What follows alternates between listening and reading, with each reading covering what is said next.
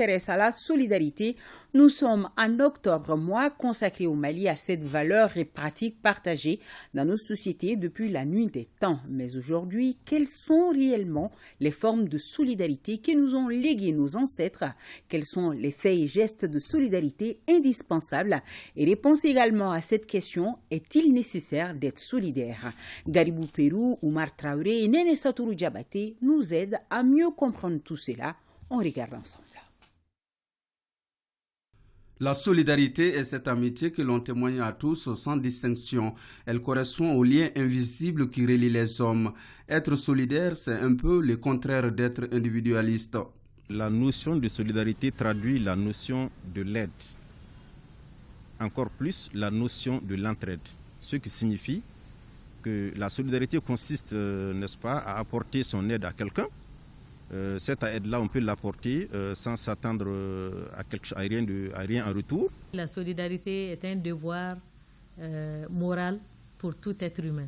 Je dirais aussi un devoir divin, parce que Dieu l'a dit, il faut aider son prochain. Durkheim, dans sa sociologie, lorsqu'il parle de solidarité mécanique et de solidarité organique, c'est pour dire la solidarité telle qu'elle s'exprime dans le cadre d'une communauté qui est perçue comme un ensemble moins industrialisé, moins développé, et la solidarité telle qu'elle se développe dans le cadre d'une société industrialisée, qu'il appelle solidarité organique.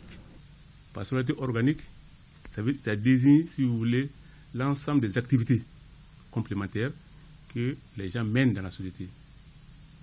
Ça veut dire que toute société est organisée autour des activités, autour du travail, comme on le dit. Et la société mécanique, c'est les normes et les valeurs partagées entre les gens dans la société.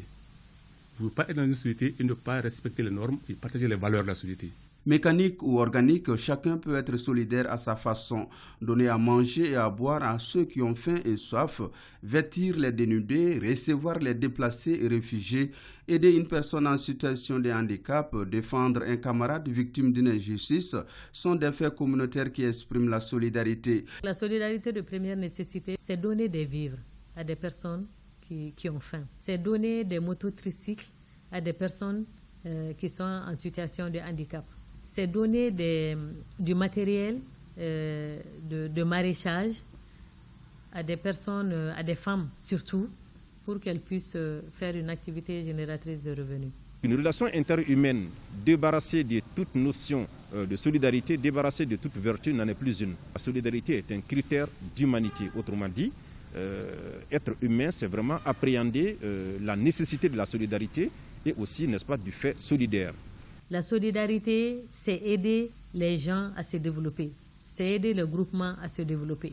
Si nous arrivons à accompagner et le maximum d'individus en situation difficile à se développer, je pense qu'on aura gagné quelque chose. La vie sociale que vous menez du matin au soir, vous remarquerez que vous êtes en train de participer à la solidarité, que vous le voulez ou non, que vous le sentez ou non, parce que vous êtes en train de respecter les normes établies, les valeurs sociétale établie. Notre société est basée sur la solidarité. Les citoyens cotisent et payent des impôts à l'État pour assurer à tous les soins de santé. Les personnes en situation de pauvreté matérielle, spirituelle ou morale ne constituent pas une couche particulière. Elles sont au milieu de nous et leur vie nous traverse. Du jour au lendemain, d'une heure à une autre, tu tombes d'une situation d'activité normale dans une situation d'inactivité, si vous voulez, prolongée, comme on dit. Des situations comme ça font que la société doit intervenir. Aristote dit, si nous sommes d'accord que la solidarité rime avec, n'est-ce pas, vertu, il démontre qu'à la naissance, aucun individu n'est vertueux. Donc si la solidarité c'est de la vertu, à la naissance où un individu n'est pas vertueux, il apprend la vertu. Donc on apprend à être vertueux. La mise en place de l'amour, par exemple, l'assurance maladie obligatoire, la mise en place du RAMED, le régime d'assistance médicale pour les indigents, tout ça, c'est des mécanismes que l'État a mis en place pour magnifier la solidarité.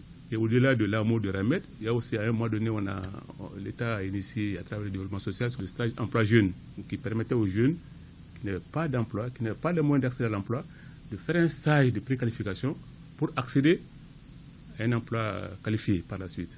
L'État intervient pour magnifier la solidarité envers ces gens malades de PSID. La solidarité est également internationale. Les pays riches aident les pays plus pauvres à se développer. Si un pays, par exemple, traverse une situation humanitaire, inondation, séisme, tremblement de terre, les autres peuvent intervenir. Quand on regarde l'histoire du monde, quand on regarde les grandes guerres, on a vu que sans la solidarité, je pense qu'il n'y aurait plus de monde aujourd'hui. Quand vous parlez de cohésion sociale, quand vous parlez de démocratie, quand vous parlez de tous ces concepts-là qui font que les gens sont en société, c'est fondé en premier et en dernier lieu sur la solidarité entre les gens, entre les communautés, entre les groupes, fondamentalement. Sans solidarité, il n'y a pas de vie en société. Ce n'est pas toujours facile d'être solidaire car la solidarité demande du courage, du temps et parfois de l'argent. Elle est cette loi de la nature pour résoudre l'équation sociale.